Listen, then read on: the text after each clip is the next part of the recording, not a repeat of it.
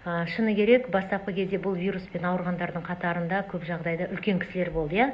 Мамамыз, папамыз, болмаса өзіміз мысалы карантиннан кейін, төтенше жағдайдан кейін, бірден далаға шыққаннан кейін көбіміз өзімізде жұқтырып үлгердік. Енді осы жерде қымыз іш деп жатады, болмаса тыныс алу жаттығуларын жасасын деп жатады. Бірақ оның дұрысы қалай, бұрысы қалай? Осыған қазір тоқталамыз. Бұл эфирді мен сақтап қоям. Және де қазір біз арнайы Оқжетпес санаторийінің басшысының орынбасарымен боламыз тікелей эфирде. Алдымен сіздерге мен бір видео көрсетсем деп отырмын. Сол видеоны тамашалаңыздар.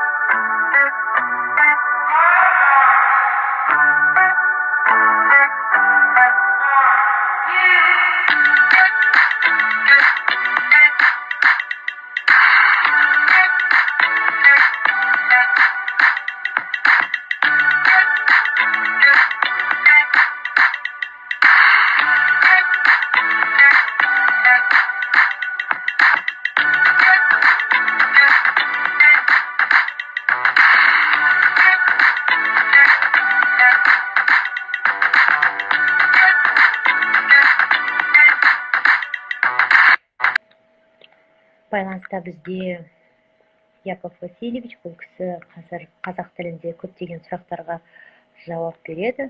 Сәлеметсіз бе? Естіліп жатыр ма бізді? Естіліп жатыр. Бәрі жақсы ма? Оқжетпес шипажайына қош келіпсіздер. Иә. Маған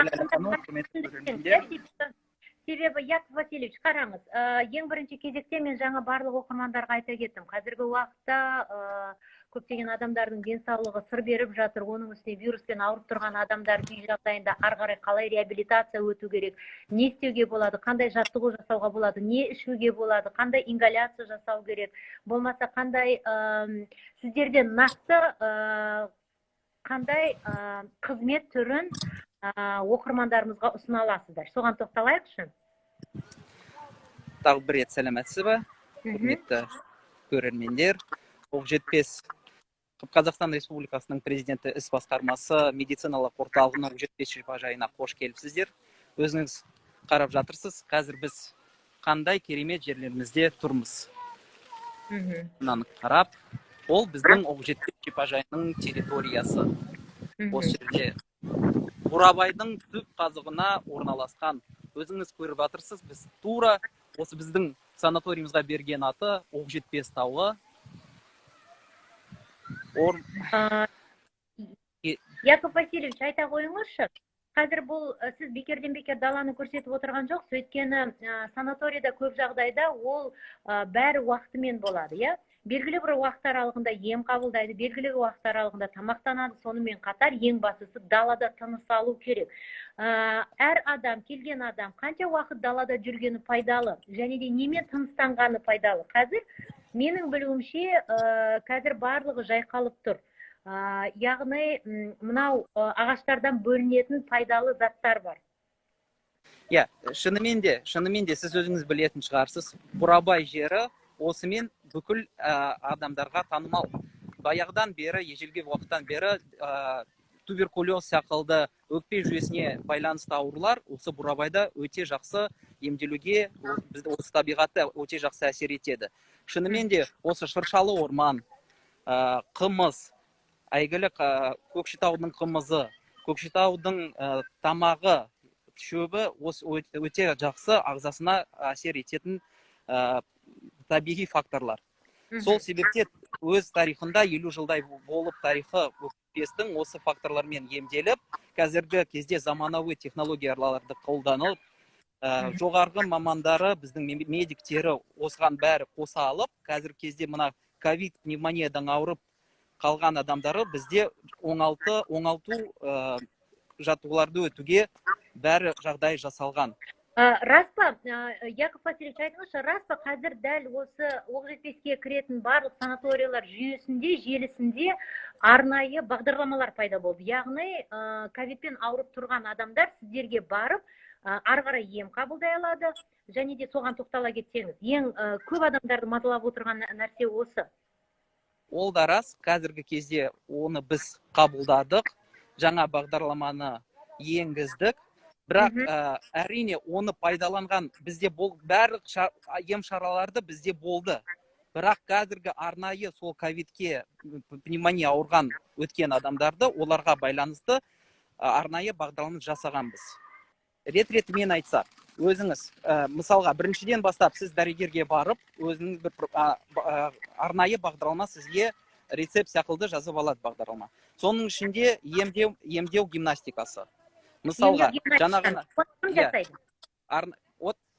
көріп жатыр ба, қазір өтіп жатыр бізде.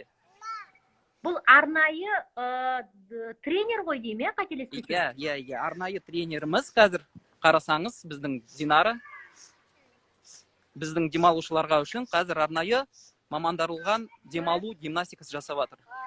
Күшті. Сонымен қатар, қымыз әр күн сайын қымыз 500 миллиграмм, 200 миллиграмм дәрігеріміз айтқан рецепті бойынша сіз қабылдай аласыз. Сонымен қатар, өзіміздің санаториумызда... Бұл жерде сұрап алайын. Жаттығуды белгілі бір уақытта жасайсыздар. Одан кейін жаттығудан кейін бересіздер ме қымызды, әлде оның белгілі бір уақыты бар ма, ағзаға пайдалы деген? Бір тұрақты уақытымыз бар. Сағат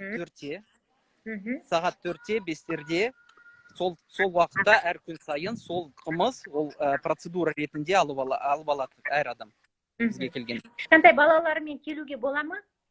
Әрине, ал балдармен де келуге болады, бірақ ол жасына байланысты кішкентай балаларды кейбір ем шараларды ала алмайды. Жақсы. Қазіргі уақытта қызығушылық танытқан адамдар сіздердің парақшаларыңызға кіріп, барлық мәліметтерді телефон арқылы хабарласып сұрайды, иә? Әрине. Бүкіл біздің ресми парақшаларда бүкіл керек ақпаратты бар. Біздің колл-центріміз 24 сағат тәулікте жұмыс істейді. Барлық сұрақтарды сол колл-центр арқылы білуге болады, және нөмірлерді брондау, путевкалы алуға болады. Яков Васильевич, айтыңызшы, мысалы кез келген адам да барып демала алады, сонымен қатар ауырып тұрғандар да барып демала алады. Енді адамдар 100% қалай сеніммен бара алады? Ол жақта қосымша жұқтырмауға және де мүмкін тағы да бір рет ауырып қалмауға болатынына сіздер қандай кепілдік бересіздер? Өзіңіз білесіз, ауырғаннан кейін иммунитет төмендей бастайды. Иә. Осы Бурабайдың жері, Оқжетпес шипажайы осы иммунитетті көтеріп, жақсы қалпына келтіріп, осы біздің бас міндетіміз және бас бағдарламамыз осыған байланысты. Мысалға, тек қана демалып, далада жүріп ғана емес, тамақ, арнайы диета. Мысалға, сіздің ауруыңызға байланысты, ол сіздің емес енді, жалпы деймді, келетін адамдың диетасы болады. Мысалға, ковид пневмониясы ол бір бөлек. Әр адамның өзінің ауру болады. Іш қазанның ауруы, мысалға. Қан диабеті, сахарный диабет деп аталатында. Оған байланысты әр адамның өзінің бір арнайы диетасы бар. Оның бізде бәрі бақылауда, сіз келгеннен соң біздің диетолог жұмыс істейтін кісілеріміз сізге нақты индивидуально жұмыс істеп, сізге өзінің мәзірін істеп алады. Яков Васильевич, менің білуімше, сонымен қатар сіздерде арнайы фитобар жұмыс жасайды. Қымызбен қатар қазір саумалды рациондарыңызға қосуды жоспарлауда екенсіздер. Және ингаляция алатын арнайы ем алатын орталықтарыңыз бар. Осылардың барлығы жаңағы ковидпен ауырып тұрған адамдардың бағдарламасына кіре ма қызмет түріне? Ингаляция ғана емес, ингаляция. Одан кейін өзіміздің минералдық су, радон суының өзіміз бюветіміз бар. Сол суды ішуге болады. Ол да қатты әсер ететін табиғатты факторы. Одан кейін өзіңіз білесіз, емдеумен ғана емес, тамақпен ғана емес, адамдарға тағы бір қызығын дос ретінде тағы қызықтыру керек. Иә. Ол да біздің шипажайымызда бүкіл жағдайымыз жасалған. Мысалға, жаңа ғана көріп жатырсыздар, мына жерде тыныс алу гимнастикамен қосқанда, мына жерде біздің сахнамыз тұр. Осы сахнада қазір музыканы жаңа ғана төмендеп түстік, эфирге байланысты, бірақ ол жерде тура осы уақытта саксофонист өзінің бір керемет концертті өткізуде. Балдарымыз істеп жатыр, жұмыс демалып жатыр, футбол ойнап. Сақтық шаралары ұсталған ғой, барлығы дистанцияны ұстайды, Әрине. көп емес, 100% сеніммен бағалама, адамдар қорықпай, мысалы қазір. Әрине. Нақты бүкіл емдеу шаралар, оңалту бағдарламасы туралы кішігірім уақыттың ішінде мен сізді қазір біздің емдеу оңалту бөлімшінің меңгерушісімен Любовь Васильевна таныстырып, ол арнайы ақпаратын сізге бере алады осы туралы. Жалпы шипажай туралы мен сізге көрсете алайын. Жақсы, сіз қазір сонымен қатар ковидпен ауырып тұрған адамдардың басқа да ем-домдары туралы айта кетсеңіз, егер орысша айтуға мүмкіндік болса, орысша да айта беріңіз. Біздің оқырмандарымыздың ішінде тек қана қазақ тілді оқырмандар емес, орыс тілді оқырмандар да бар. Сіздің мысалы Яков Васильевич дегенге көбісі өзге ұлт өкілі қазақша таза сөйлейтініне таңғалып жатқан шығар. Дегенмен бардың ішінде сіздер имбир шайын қосады деп те естідім. Саумалды қосады, тыныс алу жаттығулары болатын болса, өздеріңіздің минералды суларыңыз болады. Қосымша қандай ем-дом бар? Менің білуімше сіздерде кислород коктейль беріледі. Әрине. Кислород оттегі коктейль ғана, оттегі коктейль ол оңалту бөлімшінде ем-шара ретінде алып аласыз. Сонымен қатар әртүрлі шай түрлері бар. Солодковый шай дейді. Әртүрлі шөптен қосылған өкпе жүйесіне байланысты сізге назначение жасалған дәрігерлеріміз сол шайды сізге бере алады біздің фитобарымызда. Онымен қоса қазір біз жаңа ғана мәзірге енгізген нәрсеміз, жаңа ғана сіз айтқандай имбир. Шай. Иә. Атын қалды мына. Имбир шай. Иә, имбирден жасалған шайы. Оны енгізгенбіз. Өйткені қазір кезде өте маңызы, үлкен маңызы бар нәрсе, сол себептен оны енгізгенбіз. Құрметті оқырмандар, мен сіздерге кішкене түсіндіре кетейін. Кеше біздің эфирде ковид туралы полный ақпаратты белгілі нейрохирург Мыңжылқы мырза айтқан болатын, және сол кезде өте көп сұрақтар болды. Сұрақтардың басым көпшілігі мынадай: реабилитация қандай болады, қай жерге бару болады, қай жерге сенімді түрде баруға болады. Себебі бізде қазір жаз мезгілі, қанша дегенмен адамдар бір жағынан демалғысы да келеді, бір жағынан реабилитация өтіп келеді, сенімді жерге барғысы келеді. Біз бекерден бекер Оқжетпестен бастап отқан жоқпыз. Себебі Оқжетпес бұл Боровойдың дәл қақ ортасында орналасқан, өзі совет уақытынан бері Яков айтты, нақ осы тыныс алу мүшелеріне байланысты аурулардың барлығына жазатын орта болатын. Бұрынырақта жаңа айтып кетті, туберкулезді, астманы, басқа да ауруларды осы жерге келіп реабилитация өтетін адамдар деп. Біз қазір естіп отырғанымыз, неліктен Оқжетпес дегенге айтайын, ешқандай да астарынан сіздер бір 100% жарнаманы басқаны көруден бөлек, бастысы өзіңіздің әке-шешеңізді, өзіңіздің туған туысқандарыңызды, егер ауырып тұрған туған туысқандарыңыз болатын болса, бұл вирустан, онда міндетті түрде осы жаққа жіберуге болады, сенімді түрде. Мен енді бұны сіздерге өз көздеріңізбен көрсін деп тікелей байланысқа шықтық. Тіркеп отырсаңыздар, жаман болмас, жазып алып. Любовь Васильевна бұл кісі дәрігер. Иә. Емдеу оңалту бөлімшінің меңгерушісі, денсаулық сақтау жүйесінің үздігі. Қазір соған барсақ, сонымен қатар тағы тікелей сізге бірнеше ем-шараны көрсетіп, өзінің шипажайына кіріп отырмыз қазір. Иә, бас бересіз. Оқырмандарға камераны айландырып, керісінше санаторийдің ішін көрсетіңіз. Егер интернетіңіз жақсы болатын болса,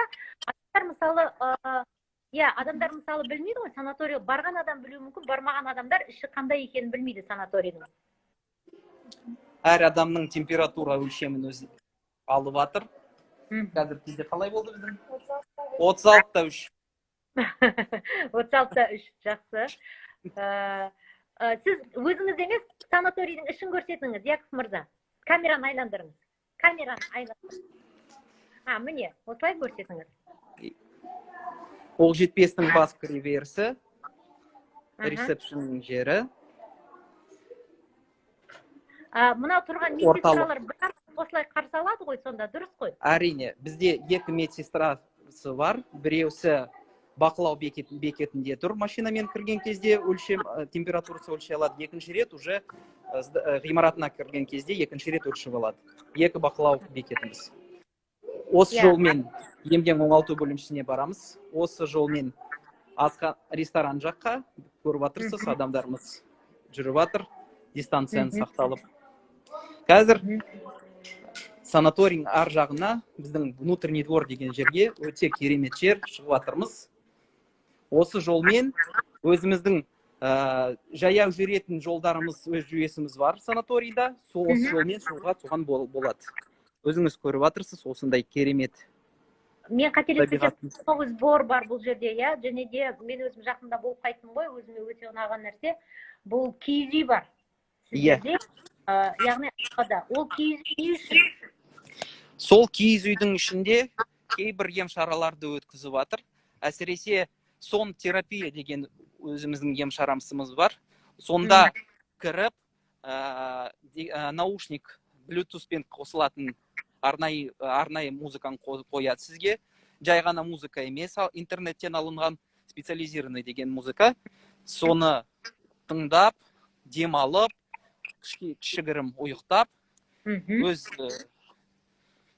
денесінің Да, я айта беріңіз, егер де кейбір сөздердің аудармасы болмай жатса, бұл енді тікелей эфир интернетте ғой, қанша дегенмен ол жерде кейбір сөздер аудармасы, баламасы кейде келмей жатады. Яғни түсінгенім, релаксотерапия сияқты ғой, бұл киіз үйдің ішінде жатып, адамдар таза ауада тыныс алып, музыка тыңдап, релакс, иә? Релаксотерапия. Және де мен өткен жолы байқағаным, өте көп тиындар бар, жүгіріп жүрген. Бар ма? Жаңағына біздің алдында өтіп жатқан камераны үлгірмей көрсетті. Тағы сізге көрсетейін деп едім да, мұнан біздің далада қойылған тренажерларымыз. Мысалға, өзіміздің спорт залымыз бар болса да, бірақ жас кезінде осындай керемет алаң бар. Таза ауада, ашық ауа райында, осы жерде де дене шынықтыру өткізуге болады. Бұл жерде арнайы тренер бар ма, мысалы, әлде әрине. Арнайы тренеріміз бар, спорт залға кірген кезде, егер сіздің осындай өзіңіз бір настроенияңыз бар болса, егер сізге дәрігерлердің рецепттермен бағдарламына кірген болса, дене шынықтыру, сізге арнайы бағдарламасы, арнайы жаттығуларды сізге көрсете алады. Яков Васильевич, менің ойымша, сіз бүкіл Қазақстандағы санаториялардың барлығына мониторинг етіп, анализ жасап отыратын шығарсыздар. Яғни жаңағы имбир шайын кіргізу, саумалды кіргізу, дыхательное упражнение, тыныс алу жаттығуларды жасау, ковидтен емделіп шыққандарға реабилитация, мұның барлығы бір жаңашылдық, бір өзгеріс енгізу ғой, қазіргі уақытта өте керек. Басқа санаторияларда осындай бар ма? Білесіз бе, мысалы? Басқа санаторий Қазақстан бойынша қазір осындай бағдарламаларды енгізіп жатыр. Бірақ нақты осындай комплекс ретінде әлі әрбір санаторийда бізден басқа қазіргі уақытта әлі де жоқ. Өйткені ол неге байланысты? Өзінің климаты, өзінің бар технологияларды, кейбір мысалға Сарыағаш жағдайы ол асқазанға қарапайым әсер ететін суы, сол жерде асқазанды емдеу жері. Ал өзі Бурабай жері, ол баяғыдан бері өкпе жүйесін емделетін жері. Сол себептен осы бізде бәрі соған дайын. Енді біздің киіз үйімізге жақындадық. Өзіңіз барып жатырсыз, сол Тура көлінің жағасында тұр. Бізді Любовь Васильевна күтіп жатыр. Любовь Васильевна, я вас познакомлю. Барлығын киіп апты ғой, перчатка, барлығын. Любовь Васильевна, здравствуйте. Добрый вечер, Лёля. Как у вас дела? Спасибо. Спасибо, хорошо. Любовь Васильевна, заведующая лечебно-реабилитационным отделением. Да. Я И вот, познакомил Любовь Васильевна с общим санаторием, но не вдавался в подробности. да, Хорошо. Любовь Васильевна, енді құрметті оқырмандар, мен қазір Любовь Васильевна орыс тілінде қояйын, себебі өздеріңіз түсініп отырсыздар, иә. Любовь Васильевна, в первую очередь, по поводу реабилитации хотела узнать более подробно, потому что реабилитация Яков Васильевич вкратце объяснил, что есть минеральная вода, ингаляция, что входит именно в эту программу. Более детальнее, после ковида именно чем она полезнее, чем она отличается от других? Ну, Ляля, во-первых, я хочу пояснить, что такое реабилитация. Слово реабилитация – это от латинского слова rehabilis. Это восстановление утраченных функций. Восстановление утраченных функций вследствие заболеваний, вследствие травм, скорейшее возвращение пациента к труду, к обычной жизни. Реабилитация у нас бывает медицинская, социальная, психологическая. Мы здесь занимаемся медицинской и психологической реабилитацией, потому что любой врач – это психолог. Вот. В данное время нас больше всего интересует возвращение к труду и медицинская реабилитация пациентов, перенесших ковидные пневмонии. Да? Вы по этому уже поводу хотите? Да. Вот. У нас во-первых, здесь... Наше направление – это климатолечение. Здесь великолепный целебный воздух на 70% хвойных пород, хвойные породы, которые выделяют фентоциды. Да, фентоциды, горный воздух еще. И в сочетании с кумысолечением издавна применяется для лечения заболеваний легких, для лечения заболеваний бронхолегочной системы. Да, как известно, ковид поражает легкие в первую очередь.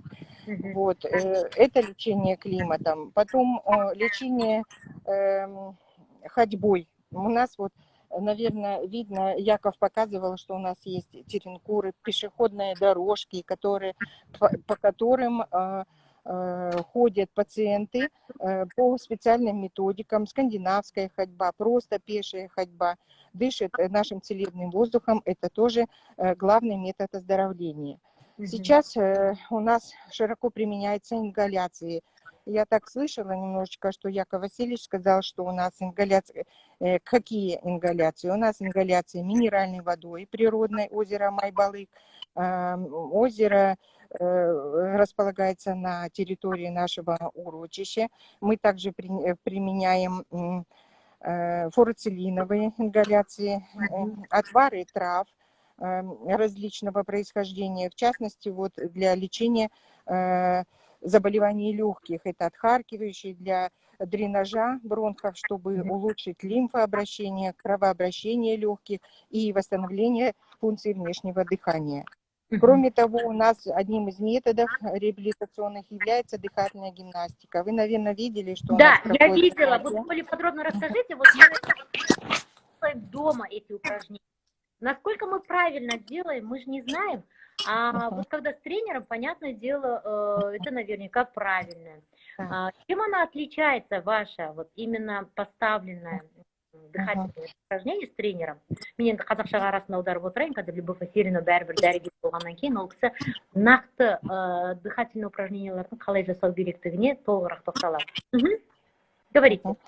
В нашем санатории работают высококвалифицированные медицинские кадры, врачи, медицинские сестры и в том числе инструктора лечебной физкультуры.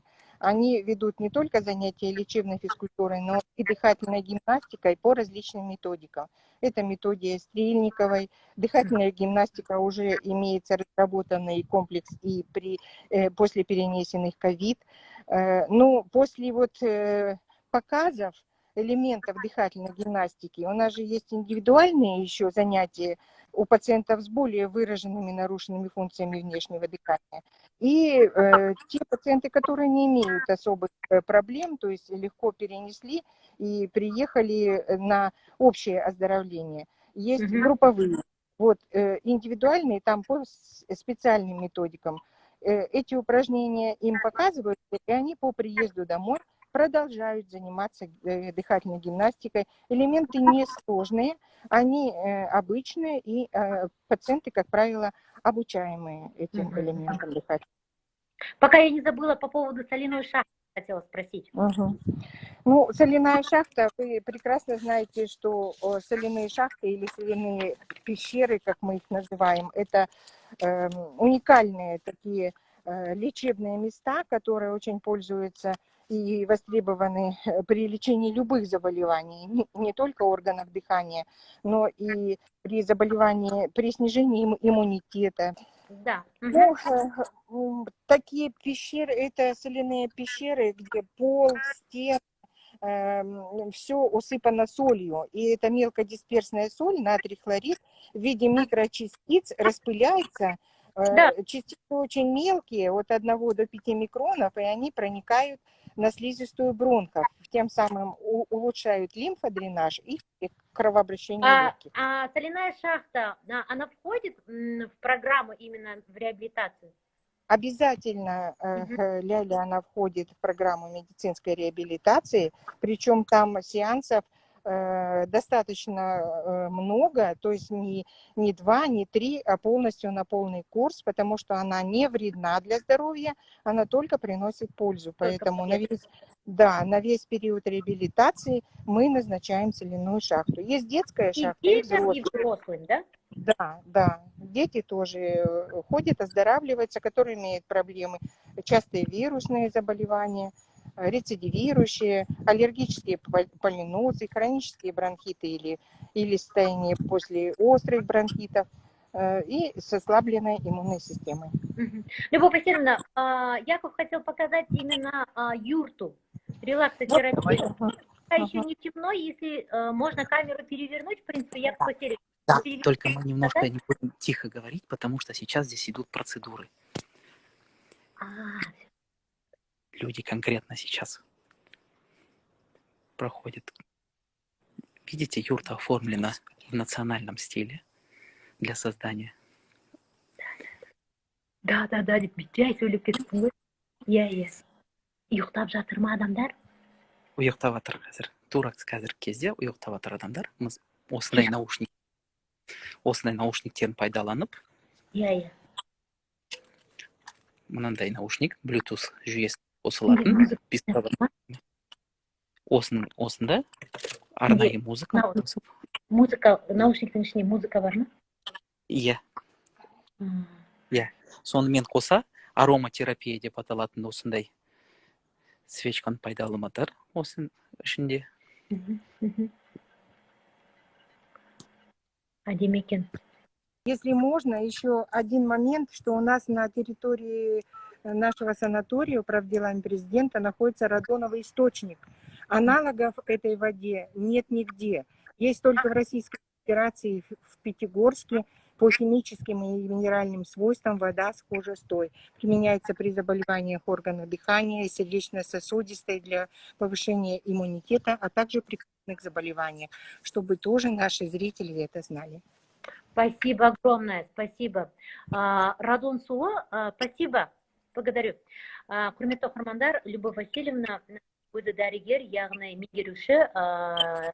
Ең бастысы бұл кісінің айтып жеткізгісі келгені, кез келген вирустан, әсіресе тыныс алу, ағзадағы тыныс алумен байланысты вирустардан кейін міндетті түрде реабилитация керек, және де оның дұрыс өткенін қадағалау керек. Ағза үйрену керек, ағза релаксқа үйрену керек, ағза күресу керек, ағза иммунитетін көтеру керек. Былайша айтқанда, мидағы жаман ойлардың барлығын алып тастауға осындай санаториялардың пайдасы бар екенін өтірік емес. Біз енді киіз үйді көрдік. Яков Васильевич, айта қойыңызшы, біз барлығы туралы біз тағы да оқырмандармен бөлісу керек деген ақпарат болса, бөліссеңіз. Иә, жаңа ғана киіз үйге барған кезде мен сізге айттым, осы киіз үйдің жақында біздің өзіміздің прогулочный жолдарымыз деген жүйесіміз басталып жатыр. Осыған да жақындадық, сізге көрсетейін десем, осындай бір керемет ақпаратымен осы жерде бүкіл ақпаратты Скандинавия жүрісі туралы, қалай жүретіндер, нені емделуге болады, бүкіл ақпаратты ұсынылған. Сонымен қатар скандинавтық ходьбаға керек жаңағы таяқшаны алуға бола ма арендаға сіздерге? Әрине, осындай таяқшаларымыз өзімізде бар, спортзалда оны алуға болады. Сонымен қатар әр адамға өзіңіз білесіз, өз жасына байланысты, өз ауырына байланысты әртүрлі қашықтыға жүруге болады. Мысалға, адам үлкен болса, оған 500 мысалға метр, 1 километрдей жүруге керек. Ал адам жасы 30, 20, 40 жасында болса, оған 2,5-3 километрдей жүруге болады. Сол себептен бізде осындай арнайы маршруттарымыз бар. Ал енді жақсы, ковидтан кейінгі реабилитация туралы біз толыққанды білдік қой. Ал енді жай ем қабылдауға, демалуға келген адамдарға катамаранмен кататься етуге болмаса басқа қандай да бір сауықтыру бағдарламасы бар ма? Әрине, оған да жақындап алайық. Қазір оған біз жақындадық. Өзіміздің Пирс деген жеріміз бар.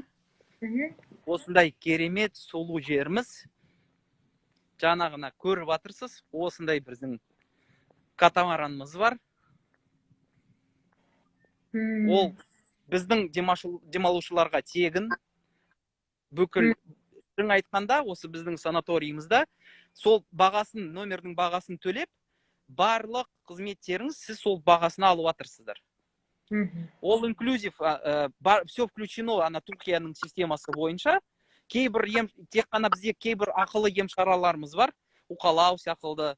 Оны бөлек төлеу керек. Массаж. Оны бөлек төлейміз. Ал барлық ем шаралар. Ол сіздерде ғана ақылы емес, ол бүкіл дүние жүзінде қандай ол инклюзив санаторий, гостиница болсын, мысалы отельдер болсын, массаж ол барлық жерде ақылы. Өйткені ол еңбек күші, ол тегін тұруы мүмкін емес екенін түсініп отырмыз. Балық аулап тұр ғой деймін, біздің демалушыларымыз қарап отырсыз, өзіңіз балық аулап жатыр. Қазір жақындап көрейік. Өзіңіз сұлулығын көріп отырсыз, Бурабай көлінің.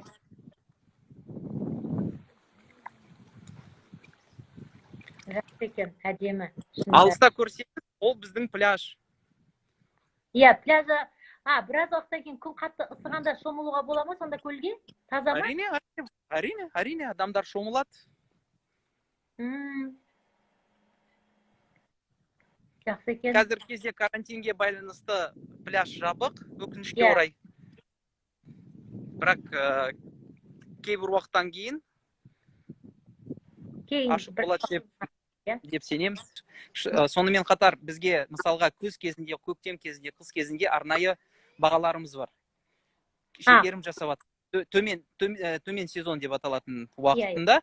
Әрине жаз кезінде өзіміздің бағасы ешқандай шегерімі жоқ, ал төмен сезон кезінде оны төмендей жатырмыз. Сол кезінде арнайы ұсыныстар бар. Ол кездің алдына барып көрсетсеңіз, себебі мен нөмірді қояйыншы, мұнда көп адамдар нөмір сұрап жатыр. Қандай нөмірге хабарласуға болады? Біздің колл-центрдің ортақ нөмірі 716-36. Тұра тұрыңыз. Плюс 716-36. 16-36. 78. 101. Осы карантин кезінде ешқандай бекеті қойылған жоқ. Бүкіл Нұр-Сұлтан қаласынан темір жол, вокзал бәрі жұмыс істеп жатыр. Ешқандай кедергісі жоқ. Бүкіл адамдар бізге пневмониядан ем алып болған адам келіп, организм орнына қалпына келтіруге бола ма дейді. Әсет ханым, сіз қазір сұрақ қойдыңыз, болады. Арнайы бағдарлама бар. Мен осы эфирді қазір сақтап қойым, артынан көрсеңіз болады. Қандай бағдарлама екен? Бұл сұрақтарыңыздың бәрі орынды. Міне қазір сұрап жатыр. Қандай жаңағы болама деген адамдарға мен параллельно жауап беріп отырмын ғой. Әрине болады. Пневмония ол коронавирустық пневмония, қарапайым пневмонияның айырмашылығы онша көп емес. Емделу жолы бірдей. Сол себептен әрине бізде санаторийның ішінде пневмониядан емделуге болады. Енді қосылған адамдарға айта кетейік, құрметті оқырмандар, біз кешегі эфирдің жалғасы ретінде реабилитация бүгін көптеп айттық, яғни тек қана вирустық пневмония емес, басқа да пневмонияның түрімен жалпы хронический бронхит, астмасы, обструктивный бронхиті бар адамдардың барлығы сонау совет кезінен бері туберкулезбен ауырып тұрған адамдардың барлығы реабилитацияны дәл осы Боровойда өткен, себебі Бурабайда өткен.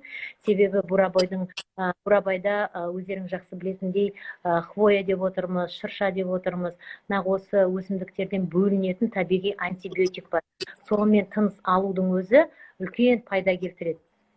Қазіргі кезде біздің шипажайымызда 150 шақты адамдар демалып жатыр. Әрине, кейбіреулер кетіп жатыр, келіп жатыр, осындай аралап 150 шақты адамдай. Бірақ негізі біздің жалпы 200-дей қабылдай аламыз. Және де мен тағы да басында қойған сұрағымды бір қоя кетейінші. Кез келген адам қорықпай бару үшін сіздер ПЦР талап етесіздер ме? Әрине, ол біздің бір міндетті талабы екен. Бізге ПЦР тестсіз реабилитация келген адамдар міндетті түрде сұраймыз. Бірақ осыған қоса, егер мүмкіндік жоқ болса, ПЦР тесті тапсыруға қазір біздің мемлекетімізде бір осындай қысқа мерзімге қиындықты болған осы ПЦР тесті тапсыруға. Бізде өзіміздің экспресс тесттеріміз бар. Ақылы, бірақ олар ақылы әрине. Бағасы 5700 теңге. Бізге келгеннен соң оны тапсыруға болады. Бірақ сонымен қатар мен сізге ескерте кейін, осы тест положительный результат көрсетсе, өкінішке орай біздің қонақтарымызды қабылдай алмаймыз. Жоқ, бұл біріншіден өкінішке орай емес, өйткені бұл қазіргі уақытта заманның талабы, уақыттың талабы. Егер де сіздің экспресс тестіңіз положительный болса, онда санаторийға кіргізбесе, ол деген сөз басқа адамдарды қорғау мақсатында бұл дұрыс қабылданған шешім деп ойлаймын. Әрине. Қауіпсіздік бірінші орында. Қауіпсіздік бірінші орында, дұрыс айтасыз. Яков Васильевич, рахмет сізге. Сізге көптен көп рахмет. Иә, қонаққа күтіп жатырмыз. Келіңіз, демалыңыз. Рахмет. Сау болыңыздар. Жақсы, сау болыңыз.